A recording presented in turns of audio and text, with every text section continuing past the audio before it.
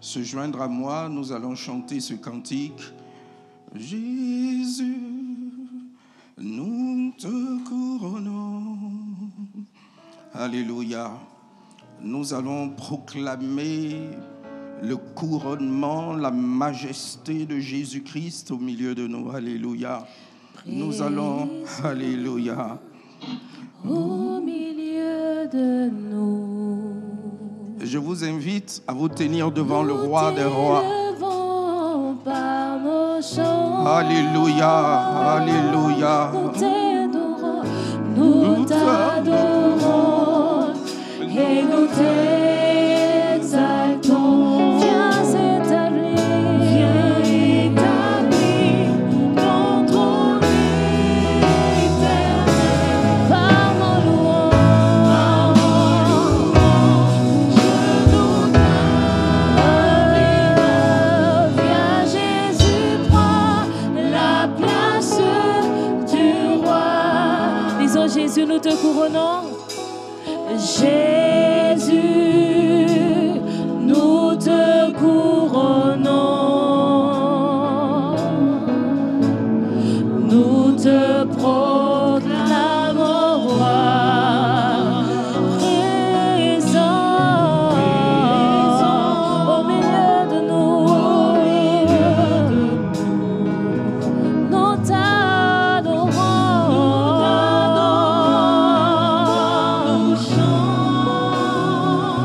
Nous adorons.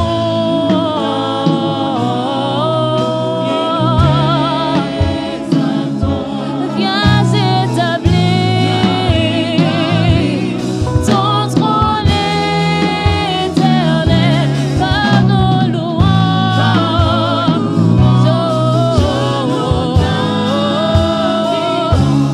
Viens Jésus, prends la place du roi. Nous t'adorons et nous t'exaltons. Viens établir ton trône éternel par nos louanges. Nous t'invitons. Viens Jésus, prends la place du roi. Oui, maintenant règne sur le trône de ma vie. Maintenant règne sur le trône de ma vie. Maintenant règne sur le trône. Viens Jésus, prends la place du roi. Alléluia. Viens Jésus, viens prendre la place du roi. Viens prendre la place qui t'est due, Seigneur. Ah, toi qui as donné ta vie à la croix pour nous. Toi qui as porté nos maladies, nos infirmités. Et toi, Seigneur, qui nous as réconciliés avec le Père. Tu as fait de nous un peuple de sacrificateurs, une nation sainte, un peuple acquis. C'est pour cela que nous te célébrons, Père. Saint-Esprit de Dieu, merci pour ta présence en ce lieu. Merci ce matin de parler à nos cœurs, de nous enseigner, de nous instruire, que chacun d'entre nous puisse trouver sa part dans cette parole qui sera libérée et que tu puisses glorifier ton nom. Au nom de Jésus-Christ, nous avons prié. Amen. Amen. Alléluia. Veuillez vous asseoir dans la présence du Dieu vivant. Alléluia. Avant toute chose, je voudrais remercier le pasteur Mignan ainsi que le conseil de l'Église qui, ce matin, nous donne l'occasion, la possibilité de pouvoir parler de la part du Seigneur. Le thème général que nous allons aborder ce matin, ce sont les âmes du chrétien, mais le sous-thème que nous allons spécifiquement aborder, c'est se fortifier, c'est tenir ferme. Le sous-thème est le suivant: se fortifier, tenir ferme. Et je voudrais nous inviter à faire la lecture dans le livre d'Éphésiens 6. Éphésiens 6, du verset 10 au verset 11. Du verset 10 au verset 11. Normalement, c'est la première partie de la section concernant les armes spirituelles du chrétien. Et donc, si vous y êtes, je fais la lecture. Au reste, fortifiez-vous dans le Seigneur et par sa force toute puissante. Revêtez toutes les armes de Dieu. Revêtez toutes les armes de Dieu afin de pouvoir tenir ferme contre les ruses du diable. Alléluia. Lors de notre précédente prédication, nous avions abordé la nécessité pour nous de prendre possession de notre héritage. Et nous avons vu que sur le plan juridique, il y a une différence entre le droit de propriété et la possession. Et donc, nous avons vu au travers de cette prédication que Dieu nous incitait à prendre possession de l'héritage que nous avons reçu de lui par la mort et la résurrection de notre Seigneur Jésus, par cette nouvelle alliance qu'il a signée en versant son sang à la croix. Mais nous avons vu que pour prendre possession du territoire qui nous est échu et qui est notre héritage, nous avons vu que ce territoire peut être occupé par des ennemis. Et que pour prendre pleinement possession de cet héritage, il fallait que nous puissions expulser ceux qui occupent illégalement notre héritage. Alléluia. Mais on a observé que bien ayant peur de nous à cause de la victoire de Jésus qui a été accomplie à la croix, nous voyons que nos ennemis, le diable, les puissances des ténèbres, se regroupent et se coalisent pour nous faire la guerre et la bataille fait rage. Nous allons lire 2 passages pour voir la mentalité dans laquelle l'ennemi se trouve. On va lire Josué 5, verset 1, où il nous est dit ceci, Josué 5, verset 1.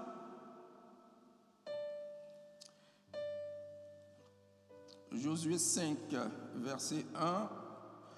Voilà, je fais la lecture.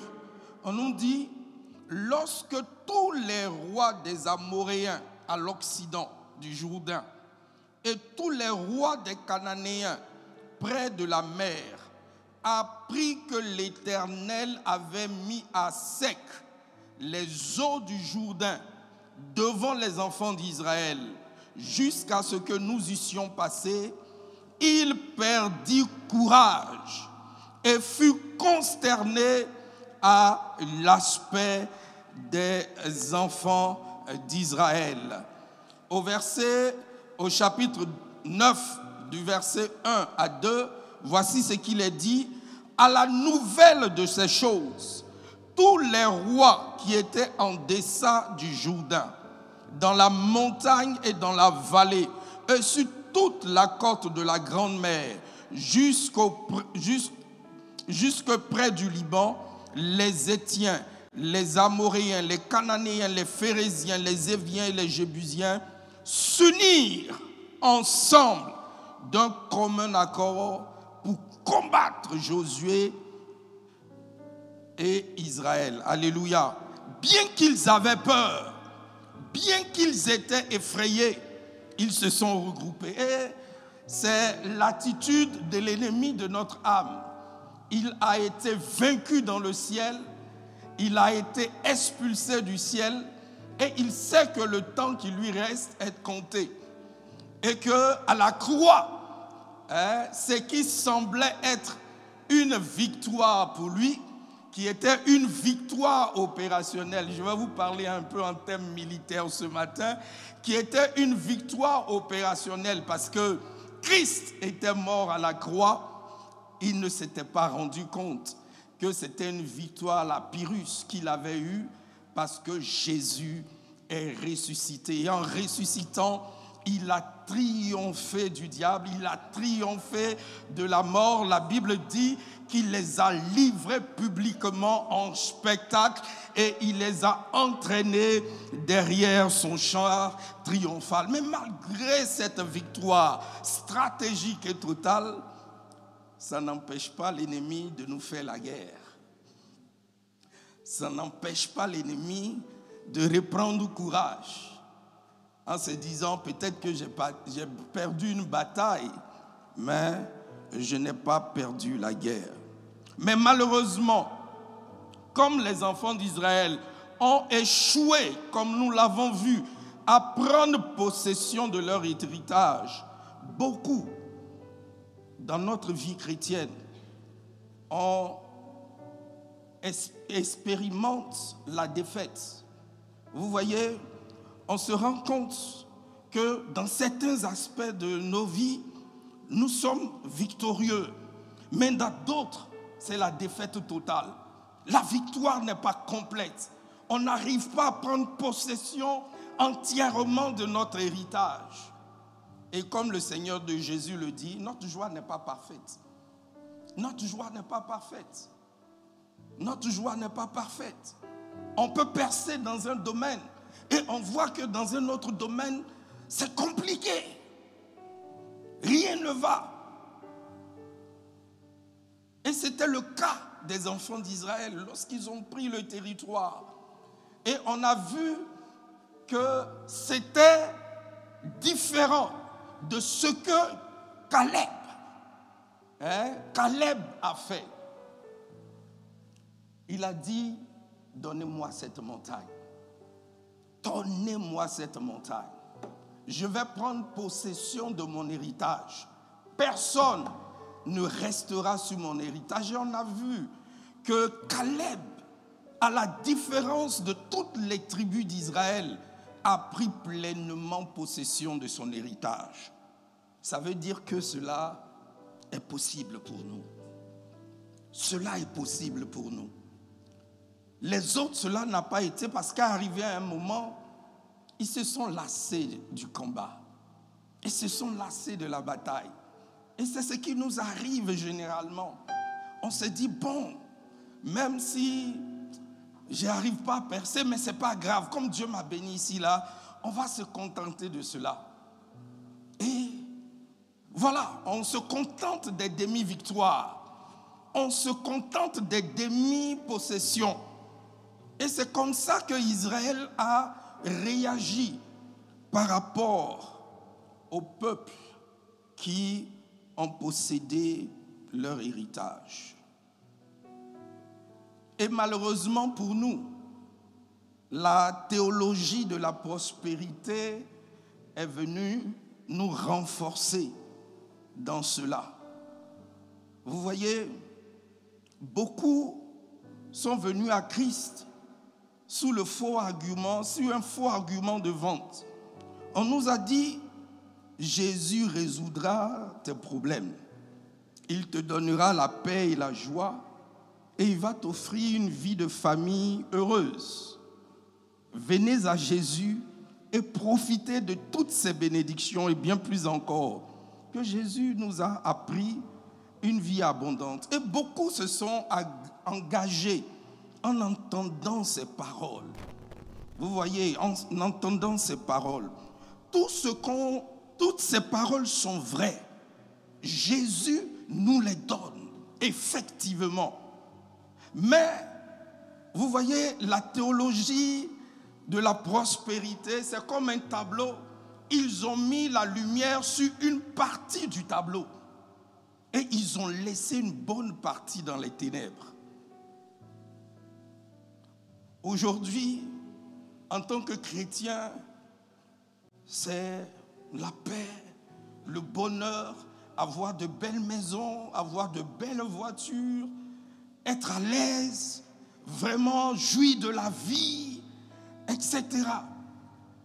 Et c'est ce que la théologie de la prospérité nous a promis. Mais ce matin, je voudrais éclairer le tableau de façon entière, pour ne pas qu'on se contente seulement d'une partie du tableau. Dans les Écritures, Jésus a promis nous donner la vie abondante. Lorsque vous prenez Jean 10 au verset 10, Jésus s'est engagé à cela. Mais il nous a dit aussi qu'il nous envoyait comme des brebis au milieu des loups. Est-ce que vous comprenez? Il nous promet la vie abondante et il nous dit qu'il nous envoie comme des brebis au milieu des loups. Ce n'est pas pour aller faire camaraderie. Est-ce que vous comprenez? Ce n'est pas pour aller faire camaraderie. On dit qu'on est... Et le problème, ce n'est pas nous qui sommes des loups.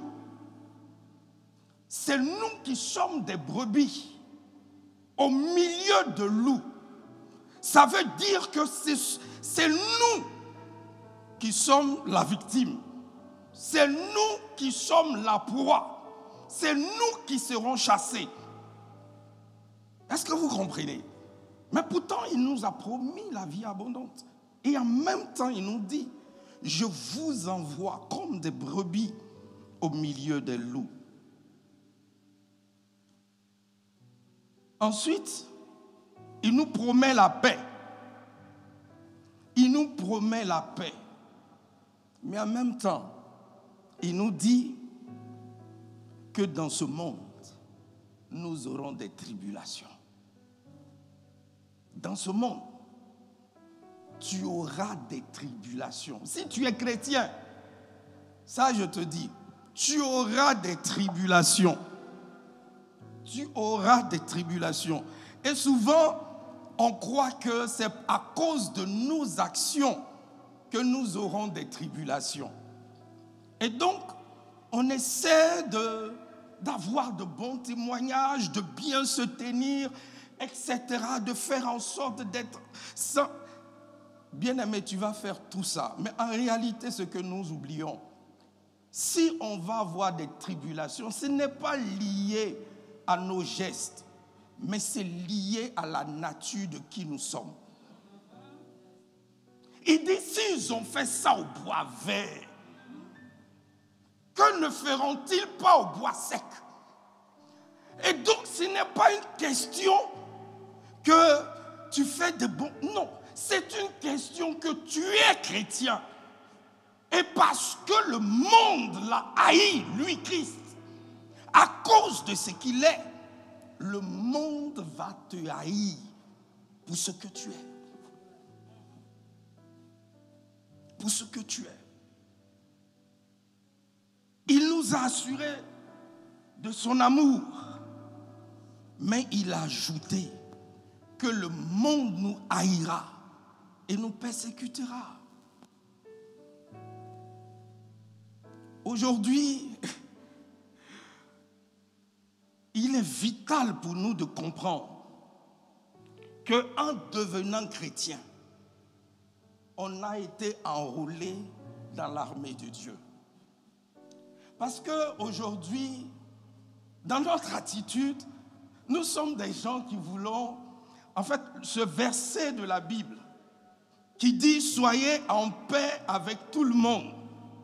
Autant que cela dépend de vous, on l'a tellement mal compris que systématiquement, on se dit qu'il faut être en paix avec tout le monde.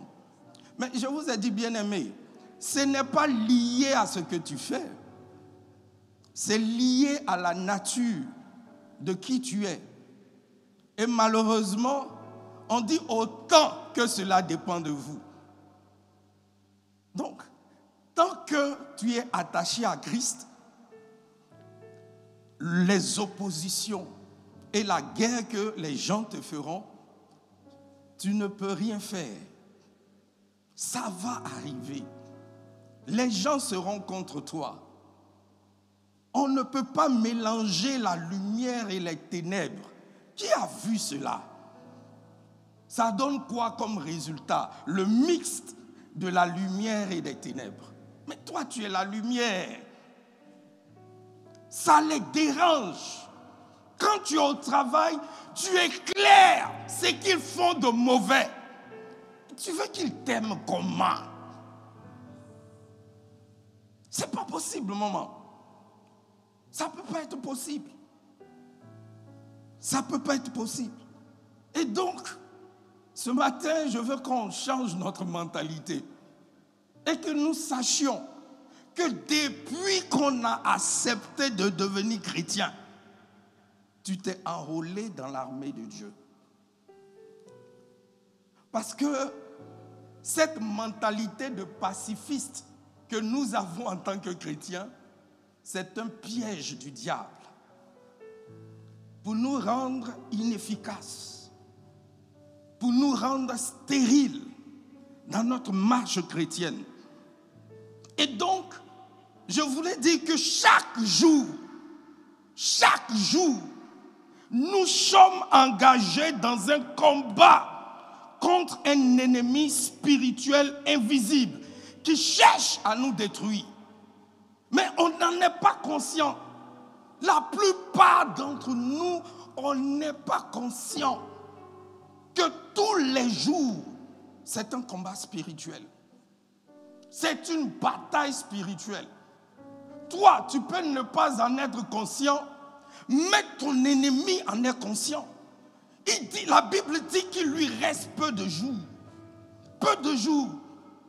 Il n'est pas là pour blaguer. Alléluia. Il n'est pas là pour blaguer.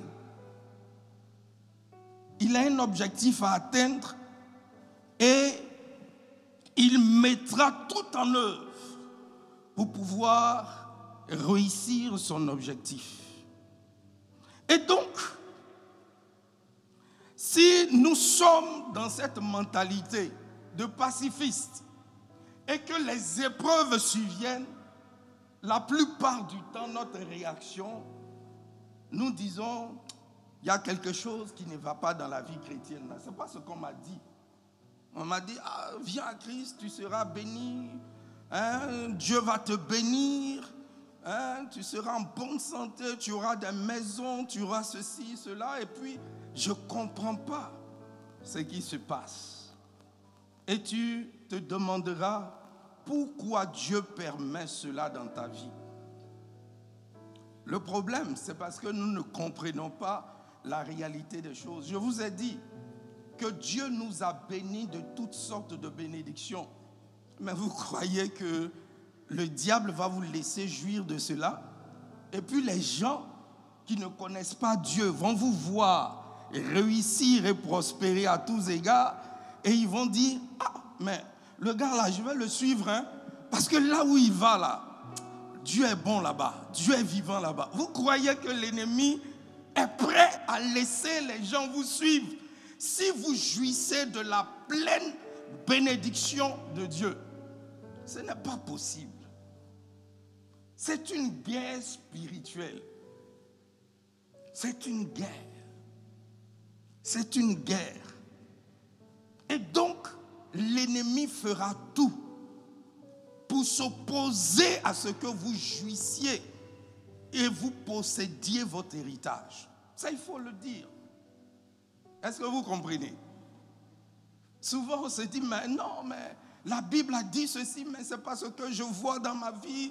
Je ne sais pas ce qui se passe. Il y a des blocages. C'est rentré. Si je jeûne, je prie, mais... Les bénédictions de Dieu sont à ta disposition. Tu es héritier. Tu es héritier. Est-ce que vous comprenez? Tout ça, c'est pour toi. Mais il y a quelqu'un qui ne veut pas que tu jouisses de cela. Et la Bible le dit. Aussi longtemps que l'héritier est un enfant, il n'est pas différent d'un esclave. Malgré qu'il possède tout, Mais comme il a la mentalité de pacifiste, un enfant, il est innocent, il ne connaît pas, il ne sait pas. C'est comme ça qu'on se comporte vis-à-vis de l'ennemi. Est-ce que vous comprenez? C'est comme ça qu'on se comporte. Mais le diable n'est pas notre ami. Hein? Ah, le diable n'est pas ton ami. Il n'est pas ton ami. Parce que le problème, ce n'est pas le diable. Parce que Dieu nous a révélé qui il est, quel est notre adversaire. Mais nous, on a décidé de marcher avec une mentalité de pacifiste. Moi, je n'aime pas Palabo. Je suis dans mon coin. Quand je fais ceci, il y a une opposition, je change de côté, etc. Je ne suis pas prêt à affronter. Je vous dis, ce n'est pas parce que tu as une mentalité de pacifiste que le diable viendra faire la paix avec toi. Il ne viendra pas faire la paix avec toi. Il ne viendra pas faire la paix avec toi. Il y a quelqu'un qui me disait, que j'ai lu quelque part plus tôt, qui disait que si dans ta vie en tant que chrétien, tu n'as jamais vu le diable en face de toi, c'est que vous marchez dans la même direction. Oui, si tu ne vois pas quelqu'un en face de toi, c'est que vous allez dans le même sens. Il ne va même pas se gêner. Vous marchez dans la même direction. Est-ce que vous comprenez?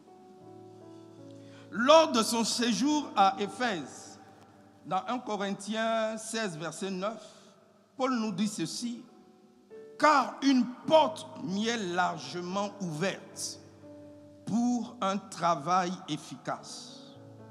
Mais il ajoute quelque chose à la fin. Et les adversaires sont nombreux. Et les adversaires sont nombreux. Il ne dit pas, mais les adversaires sont nombreux. Mais il dit, et les adversaires sont nombreux. Ça veut dire que quand Dieu t'ouvre la porte pour un ministère efficace, il faut savoir que l'adversité va avec. Parce qu'il n'a pas dit mais, il dit et, addition.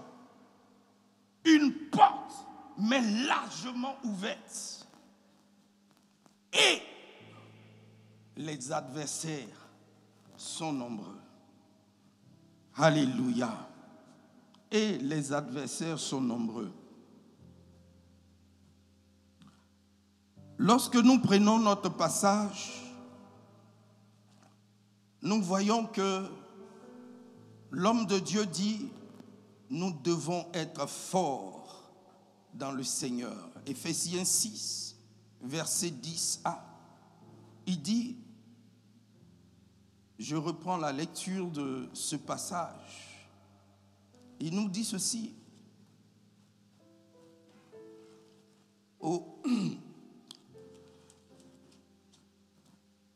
Voilà. Il dit, au reste, fortifiez-vous dans le Seigneur. Fortifiez-vous dans le Seigneur. D'autres versions disent, au reste, nous devons être forts dans le Seigneur.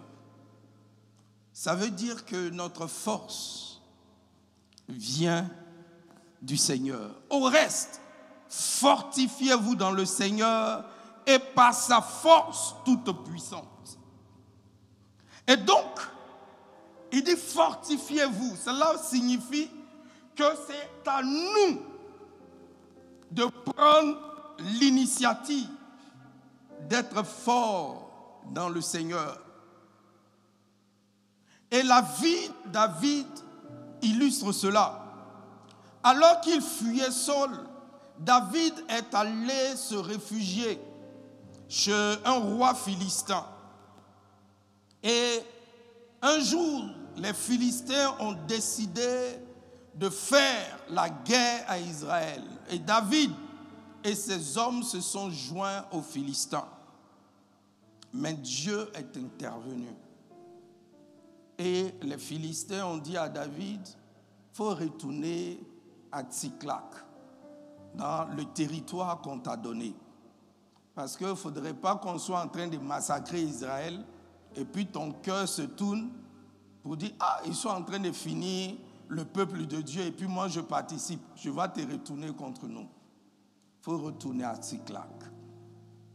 Et quand David est retourné à Tsiklag, les Amalécites étaient déjà passés derrière eux. Ils ont ravagé la ville. Ils ont enlevé femmes et enfants. Au point où les compagnons de David qui étaient en détresse ont menacé de le lapider. Et la Bible dit une chose que nous devons faire tous. La Bible dit dans 1 Samuel 30, 6b, mais David se fortifia en s'appuyant sur l'Éternel son Dieu. Et David se fortifia en s'appuyant sur l'Éternel son Dieu. David était pratiquement à terre. Parce que la promesse divine de le faire roi semblait être caduque. On a pris tout. Et ses compagnons menacent de le tuer à cause de cela. David ne savait plus quoi faire. Mais la Bible dit une chose. David se fortifia en s'appuyant sur l'Éternel son Dieu. Et le résultat, c'est que David non seulement a récupéré tous ses biens, tous ses gens, mais Dieu lui a donné une victoire écrasante sur ses ennemis. Je veux te dire ce matin que cette force qu'a eu David est accessible à chaque chrétien. Est accessible à chaque chrétien. Peut-être que tu es au plus bas. Peut-être que tu es découragé au point où tu es prêt à renoncer. Au point où les promesses de Dieu peuvent sembler être force pour toi. Mais peu importe ce qui semble s'opposer à vous. Vous pouvez vous fortifier dans le Seigneur et dans sa force toute puissante. Alléluia. Vous pouvez vous fortifier dans le Seigneur votre Dieu. Vous le pouvez. Comme David l'a fait. Comme David l'a fait, tu le peux. Et donc, pour être fort dans le Seigneur, la première des choses, c'est d'être dans le Seigneur. C'est la première des choses. Tu ne peux pas chercher à te fortifier dans le Seigneur si tu es à côté. Hein? Il faut être dans le Seigneur. Il faut être en lui. C'est la première condition. Paul l'a expliqué clairement au chapitre 2, versets 8 à 9 de Éphésiens. Il nous dit, car c'est par la grâce que vous êtes sauvés, par le moyen de la foi. Cela ne vient pas de vous, c'est le don de Dieu. Ce n'est point par les œuvres, afin que personne ne se glorifie. Être dans le Seigneur signifie qu'il vous a sauvé du jugement de Dieu par sa grâce seule, par la foi en Christ seul. C'est la première des choses. Il faut être en alliance avec lui. Hein? Il faut être en alliance avec lui. Regardez dans la vie de tous les jours, les gens qui cherchent la protection des États-Unis, surtout qu'aujourd'hui, ils ont un président qui met le business avant. Ce qu'ils font, c'est lui dire, je vais acheter beaucoup d'armes. Je vais acheter beaucoup d'armes. Et les industries américaines vont tourner. Il y aura beaucoup d'emplois. Et lorsque tu lui fais cette proposition, Il dit, ah, man, le gars là, il est intéressant. Hein? C'est un bon. He's a good guy. Hein? He's a good guy. Vous comprenez? Et donc, pour bénéficier de la protection de Dieu, pour bénéficier de la force de Dieu, il faut être en lui. Si jusqu'à présent, tu n'étais pas engagé pour marcher avec Jésus-Christ, si jusqu'à présent, ta vie chrétienne, hein, tu l'utilisais de façon bizarre, ce matin, si Dieu te parle, c'est parce qu'il veut que tu établisses une vraie alliance avec lui. Une vraie alliance avec lui. Vous comprenez? La dernière fois, je lisais dans Samuel, il y a quelque chose qui m'a choqué. La Bible dit, pendant 3 ans, il y a eu de la famine en Israël. Et David a cherché à savoir pourquoi. Et on lui a dit, tu sais, Saül, dans son zèle pour Israël et pour la maison de l'Éternel, a failli exterminer les Gabaonites. Dans son zèle pour la maison de Dieu et pour Israël, il a failli exterminer les Gabaonites. Et que le problème, pour que cette famine s'arrête, il faut une réparation. Pourquoi? Parce que avant lui, Josué et les Israélites ont signé une alliance avec les Gabaonites. Vous comprenez? Et quel que soit l'amour et le zèle qu'il avait pour la maison de Dieu, il ne devait pas violer une alliance qu'ils ont prise devant l'Éternel des armées. Ça n'excuse pas. C'est-à-dire son amour et son zèle pour Dieu n'était pas une excuse pour qu'il viole l'alliance. Et c'est la même chose pour nous. Est-ce que vous comprenez? Lorsque nous sommes en Christ, et que nous avons accepté Jésus comme Seigneur et Sauveur, Dieu se sent lié par l'alliance qui a été scellée en son sang. Est-ce que vous comprenez?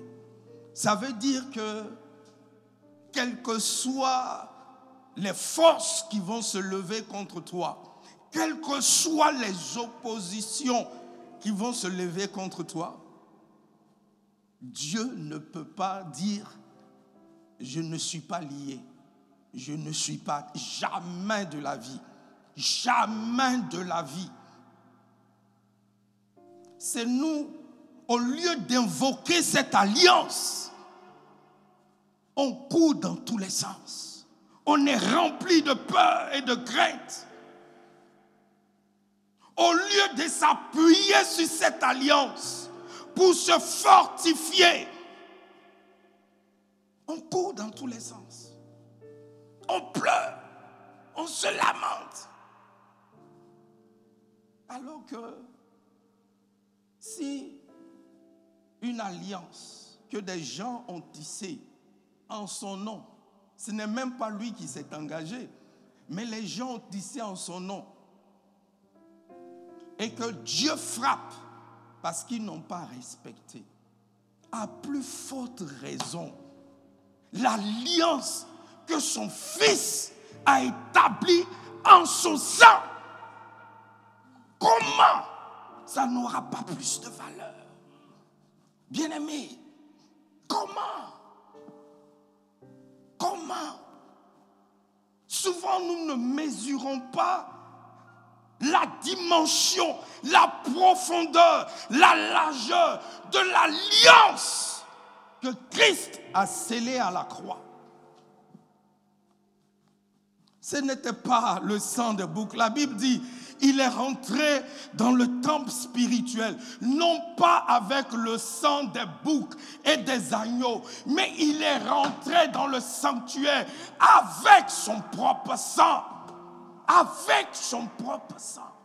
Comment nous ne sommes pas capables, comme David, de nous appuyer sur cette alliance? Et nous tombons souvent dans de la compromission. Nous tombons souvent dans la défaite parce que nous sommes incapables de nous appuyer sur cette alliance.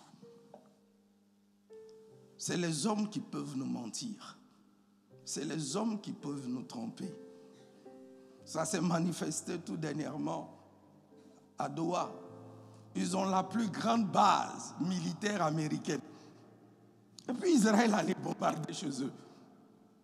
Ils se sont rendus, c'est maintenant que les Arabes se rendent compte que vraiment, tu peux faire tout avec les États-Unis.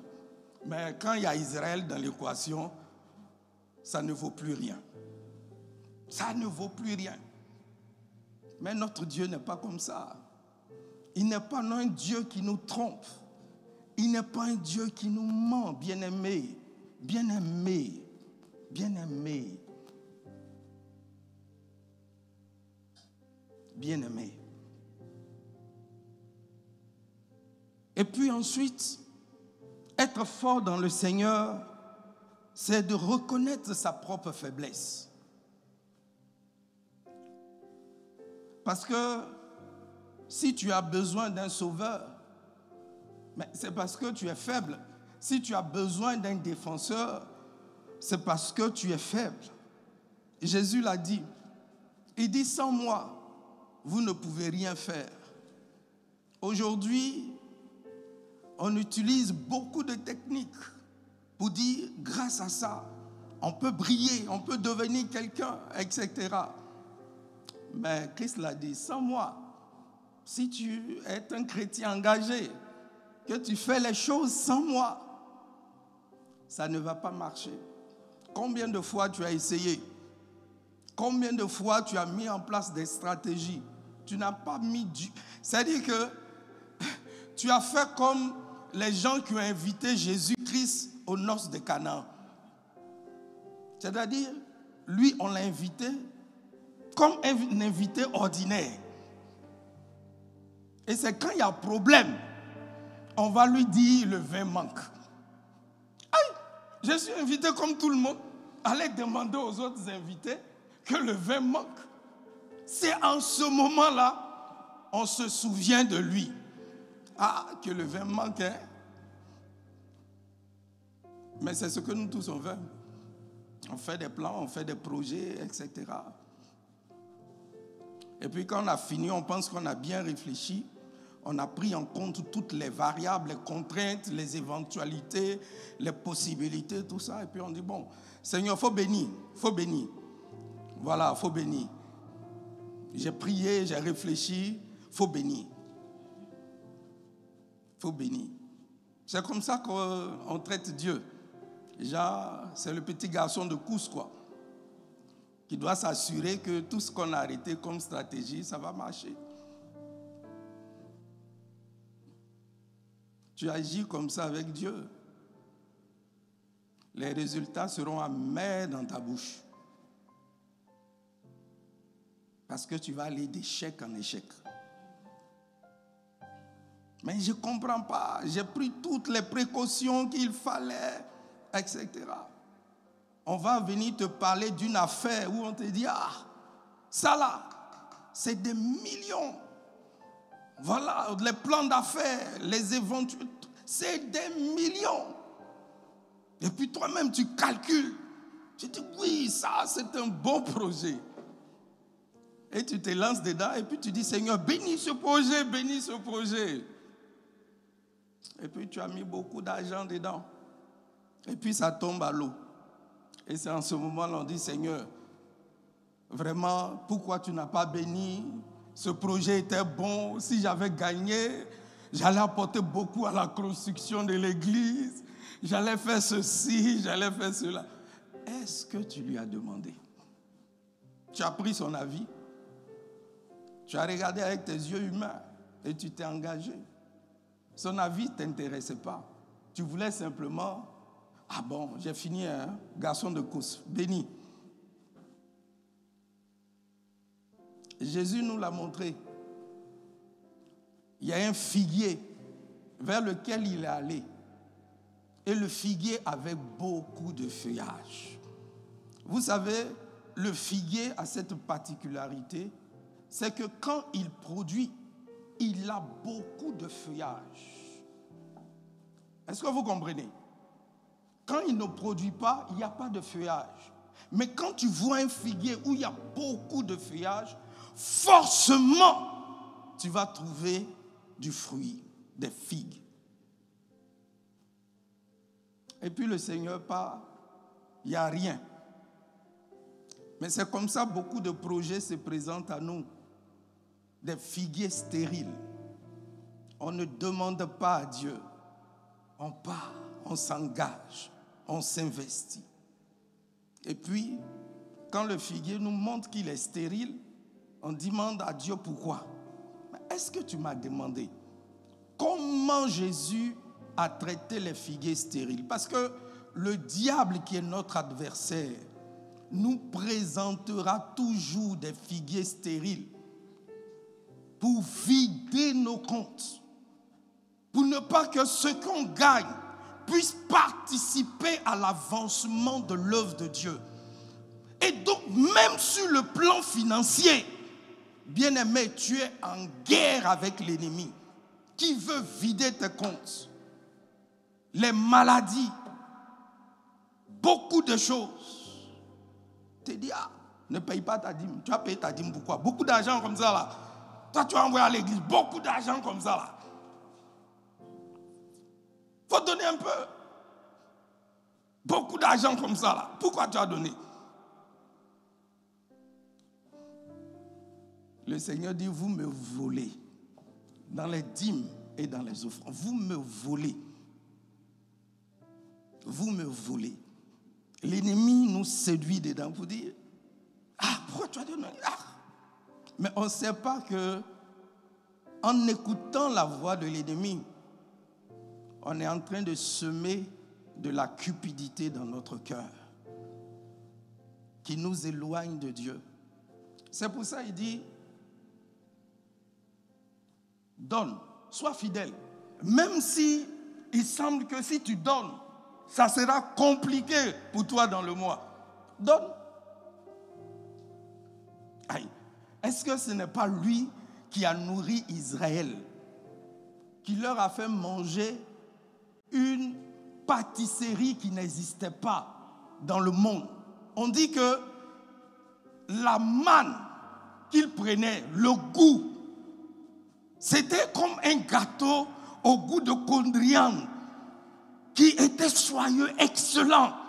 Dans le désert, bien aimé, dans le désert, ils se sont levés un matin, ils disent, on veut manger la viande.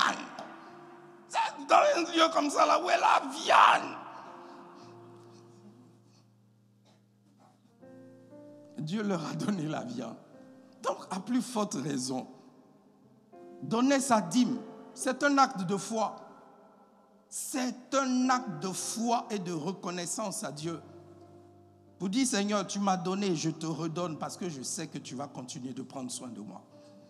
Si on l'a compris, les dîmes et les offrandes ne poseront pas de problème pour notre vie. Et Dieu dit, mettez-moi. Moi, c'est le seul passage dans la Bible où j'ai vu Dieu dire, mettez-moi de la sorte à l'épreuve et vous verrez. Ça veut dire que tu vas constater. Il dit, vous verrez si je n'ouvre pas les écluses des cieux pour vous. Vous comprenez? Tu veux être béni sur le plan financier. Tu veux être libre sur le plan financier. La dîme et les offrandes sont des actes de foi dans le fait que Dieu est capable de pouvoir à tes besoins, même si tu es dans le désert. même si tu es dans le désert. Est-ce que vous comprenez? L'obéissance vaut mieux que les sacrifices. Tu viens, tu chantes, tu loues, tu célèbres Dieu, etc. Mais tu le voles dans les dîmes et dans les offrandes.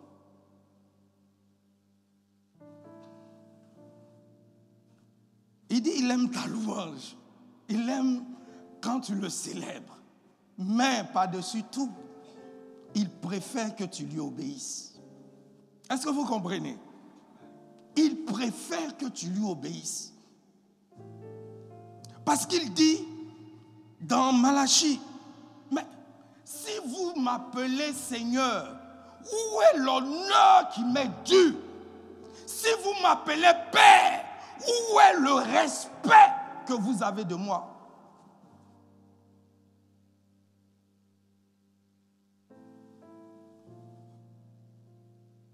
Ce n'est pas tes jeûnes, tu jeûnes, etc. Mais tu voles Dieu dans les dîmes et dans les offrandes. Dans Isaïe, les disciples ont dit, les Juifs ont dit, mais on jeûne, mais tu ne prends pas, tu n'as pas égard à nos jeûnes. Il dit, mais vous jeûnez pas comme le fait ce jour. Est-ce que vous pensez que c'est l'acte de jeûne qui est important pour moi? Isaïe 58. Vous pensez que c'est l'acte de jeûner qui est important pour moi? Le jour où tu jeûnes, là, c'est là que tu parles mal aux gens. Tu insultes les gens. Tu crois que c'est ça que je... Tu penses que c'est un jeûne comme ça auquel je prends plaisir? Tu penses que c'est l'acte de jeûner qui m'impressionne?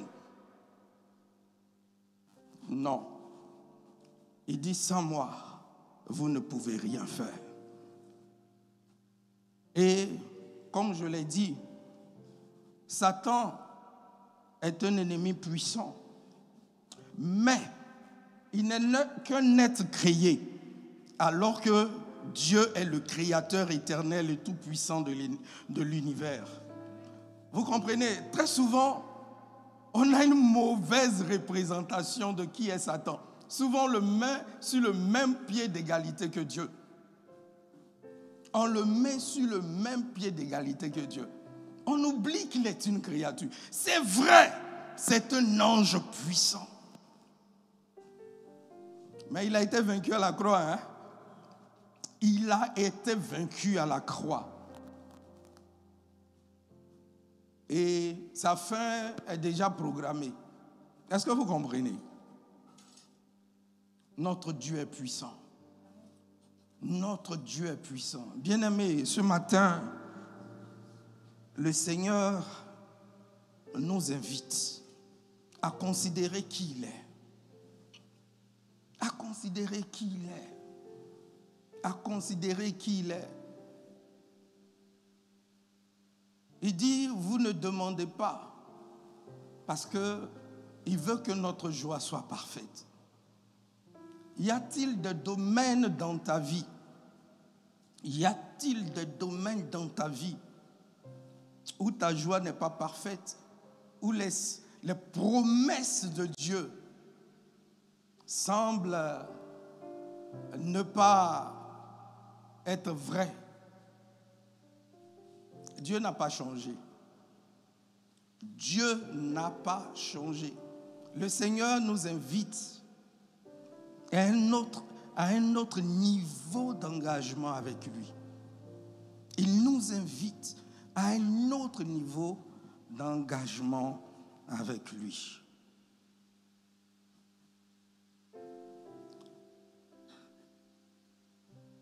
On va baisser la tête.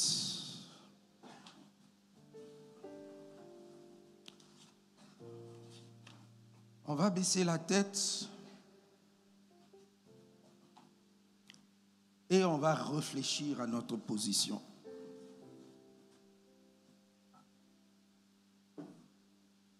Es-tu ce chrétien pacifiste qui jusqu'à présent n'avait pas pris conscience qu'il avait, en acceptant Jésus-Christ comme son Seigneur et son Sauveur personnel, il a été enrôlé dans l'armée de Dieu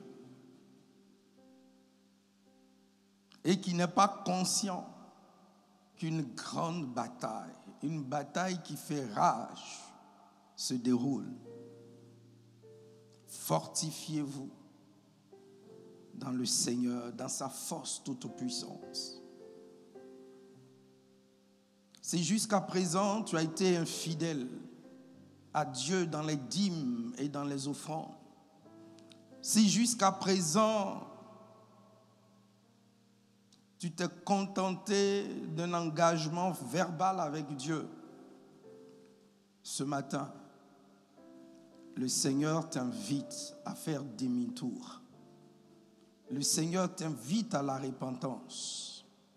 Il est prêt à te donner un nouveau départ. Il y a un chant qui dit, tu peux tout recommencer.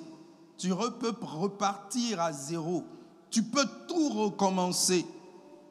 Balayer ta vie passée et repartir à zéro avec Dieu. Et c'est l'invitation à laquelle le Père t'invite ce matin. Tu peux renaître de nouveau. Tu peux tout recommencer, balayer ta vie passée. Si tu n'avais pas donné ta vie à Jésus, je te dis que le Dieu que nous adorons te tend la main ce matin. Il veut faire de toi son enfant. Il veut faire de toi celui qu'il a aimé, celui qui est cher à son cœur. Ce message est également pour toi. Tu peux naître de nouveau, tu peux tout recommencer, balayer ta vie passée et repartir à zéro, et repartir à zéro, avec Jésus pour berger, et repartir à zéro, et repartir à zéro, avec Jésus pour berger. Tu peux naître de nous, tu peux tout recommencer, balayer ta vie passée et repartir à zéro, repartir avec Jésus, mon berger. Repartir à zéro, repartir avec Jésus, mon berger.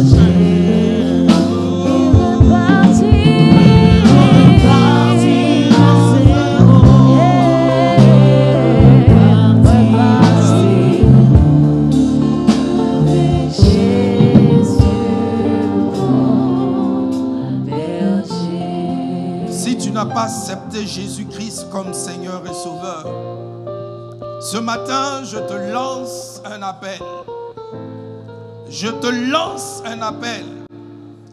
Dieu veut faire de toi son fils. Dieu veut te fortifier. Dieu veut t'enrôler dans son armée et te manifester son amour et sa bonté. Je voudrais te lancer un appel, que tu puisses te tenir debout. Si tu veux t'engager avec Jésus, si tu veux le recevoir comme Seigneur et Sauveur personnel, établir une nouvelle alliance avec le Dieu vivant, le Seigneur te lance un appel ce matin.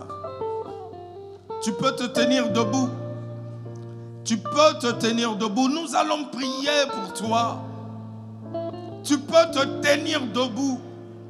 Commencer une nouvelle vie avec Christ. Commencer une nouvelle marche avec Christ. Il te suffit de te tenir debout. Et nous allons prier pour toi. La Bible dit, le jour où tu entends le salut, où tu entends la parole, c'est le jour de ton salut. Bien-aimé, veux-tu marcher avec Christ? Veux-tu marcher avec ce Dieu vivant? Il te suffit de te tenir debout. Alléluia. Alléluia. Alléluia. Nous allons, tu vas faire un deuxième pas. Nous tous, on l'a fait.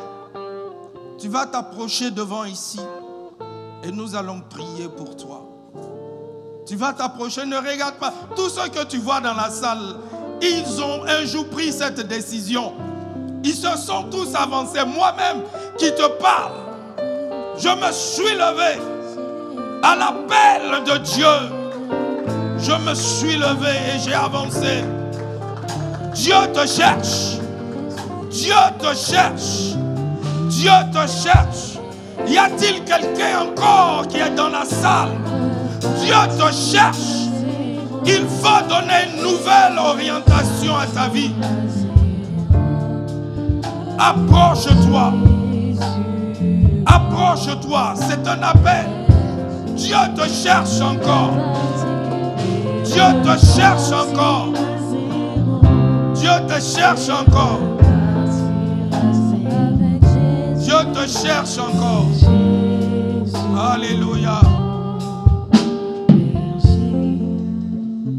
Nous allons demander au pasteur de venir recommander et de conduire notre sœur. Alléluia. La Bible dit dans le ciel, il y a plus de joie qu'un pécheur qui se répand, que 99 justes qui n'en ont pas besoin. Alléluia. Alléluia. J'ai dit à Pierre de retourner parce qu'à chaque appel, il est là. Il a été baptisé. Amen. Je pensais qu'on demandait la prière simplement, mais nous demandons à ceux-là qui ont décidé de déclarer qu'à partir de maintenant, Seigneur, je te donne ma vie.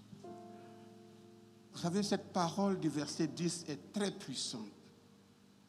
Il dit, fortifiez-vous dans sa force toute puissante. Dans ce verset, nous voyons la double portion de la force de Dieu. C'est une force double. C'est une force dans la faiblesse, mais dotée d'une puissance pour te garder. Dotée d'une puissance pour te relever. Lorsque tu es découragé, la puissance de Dieu viendra te donner la force. Il dit une force toute puissante. Et je sais que quelle que soit la force des chaînes qui te retenaient, la toute puissance de Dieu va les briser. La croix est une puissance qui brise. C'est fort ce verset. C'est pourquoi tu n'as pas à t'inquiéter. Paul dit, quand je suis faible, c'est cette toute puissance qui le rend fort. Quelqu'un peut faiblir, hein? Il peut nous arriver d'être faible. Il peut nous arriver qu'à cause de cette faiblesse, qu'on soit découragé, qu'on ait désiré abandonner, qu'on désire lâcher, qu'on désire partir. Mais cette force puissante de Dieu va ranimer ton courage. Le Seigneur va essuyer tes larmes aujourd'hui parce que sa force toute puissante va fortifier ta vie. Quelqu'un peut être faible parce qu'on l'a rendu faible. J'ai vu des gens faiblir dans les finances Ils étaient forts, mais ils ont vu les choses partir. Ils ne savent pas. J'ai vu des gens faiblir dans la santé. Quelqu'un dit, ah, j'étais fort. Ta force, l'âge peut le prendre. Il nous arrive de dire souvent, je ne peux plus faire ce que je faisais il y a 40 ans. Mais le Seigneur va te fortifier. Je veux simplement que tu essuies tes larmes parce que tu es venu au bon endroit. Pas à une église. Ce matin, le Seigneur me faisait faire cette remarque. Souvent, on dit aux gens, venez dans notre église. C'est faux. On vient à Jésus. Parce que si tu vas dans une église où Jésus n'est pas, tu seras un mouton, mais tu ne seras pas un enfant de Dieu. C'est pourquoi il y a beaucoup de moutons dans les églises. On suit les hommes au lieu de suivre Jésus. On ne suit pas un homme, on suit Jésus. On donne sa vie à Jésus. On va à l'église parce que nous aimons Jésus. On ne vient pas parce qu'il y a un pasteur, parce qu'il y a quelqu'un qui prêche. Non, on vient parce qu'on cherche Jésus. Et c'est à lui que tu veux donner ta vie ce matin? Fais cette prière avec moi. Seigneur Jésus, je reconnais que j'ai péché contre toi.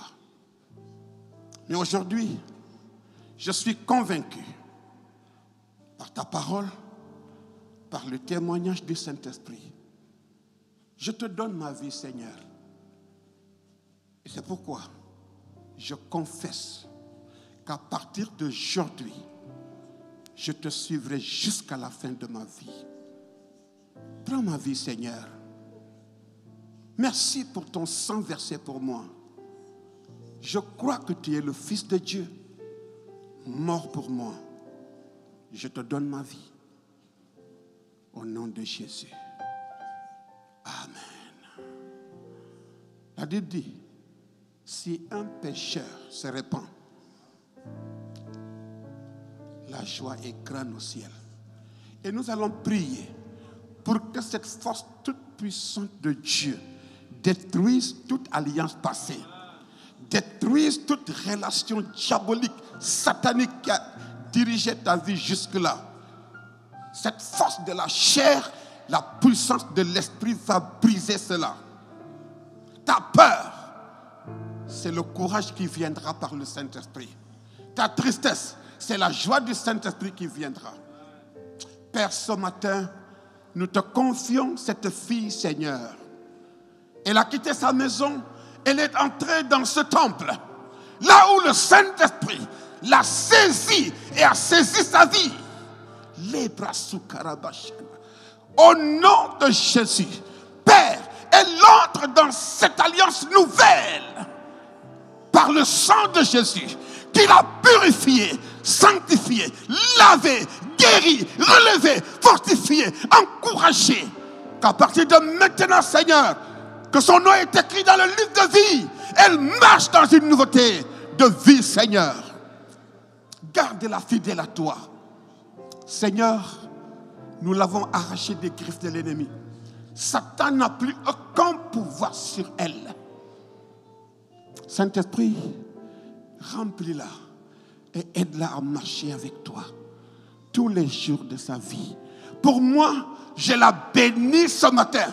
Que sa vie soit bénie. Que tu prospères à tous égards. Tout projet de l'ennemi dans sa vie est annulé maintenant. Au nom de Jésus. Garde-la dans les épreuves. Garde-la lorsque l'ennemi reviendra pour la tenter. Mais je sais que Dieu, par sa force, va la tenir dans sa main. Et il te déclare ce matin, si je tiens ta vie, personne ne pourra la ravir. Tu es en sécurité. Je déclare cela au nom de Jésus. Amen. Amen. Que Dieu te bénisse. Que Dieu te garde. À la fin du culte, tu passeras au culte. Alléluia. Nous allons faire un dernier sujet de prière. Bien-aimé, si à la suite de ce message, Dieu t'a appelé à la repentance au niveau des finances, dans ta marche avec lui, Ce matin, nous allons nous approcher de Dieu. Et nous allons dire, Seigneur, tel que je suis, je viens à toi. Pardonne-moi la façon dont j'ai marché avec toi jusqu'à aujourd'hui. Je reviens à toi. Seigneur Père, nous te bénissons. Dieu de gloire et Dieu de vie, tu l'as dit. Pour bénéficier de ta force toute puissante, il faut que nous soyons en toi. Et Dieu d'amour et Dieu de vie, au niveau des finances, nous t'avons trompé dans nos dîmes et dans nos finances. Seigneur, oh Dieu, au niveau de la marche avec toi, Seigneur, nous ne te consultons pas comme David l'a fait. Après s'être fortifié, monterai-je, délivrerai-je. Oh Dieu, il a cherché ta face. Il a cherché ta face en toutes choses. Oh Dieu de gloire, ce que nous ne faisons pas souvent. Dieu de gloire et Dieu de vie, nous-mêmes, nous sommes les maîtres de nos vies. Nous-mêmes, nous dirigeons nos vies comme nous le voulons, Seigneur. Ce matin, nous venons à toi. Pardonne-nous cette façon de marcher. Pardonne-nous cette façon de nous comporter. Nous ne t'honorons pas comme Père. Nous ne te craignons pas comme Seigneur en agissant ainsi. Nous avons péché contre toi. Nous avons péché contre toi. Pardonne nos offenses. Pardonne nos transgressions. Pardonne nos désobéissances. Pardonne nos manquements. Dieu de gloire et Dieu de vie. Que le sang de Christ, qui est encore efficace, ôte la peine de nos péchés. Que le sang de Christ, qui est encore efficace, nous purifie, Seigneur. Et que le Saint-Esprit change notre façon de marcher avec toi. Ta parole dit, lorsque Jacob t'a rencontré, sa démarche ne fut jamais la même. Sa démarche a changé parce qu'il t'a rencontré. Que ce matin, les démarches changent. Que ce matin, nous ayons des Caleb au milieu de nous.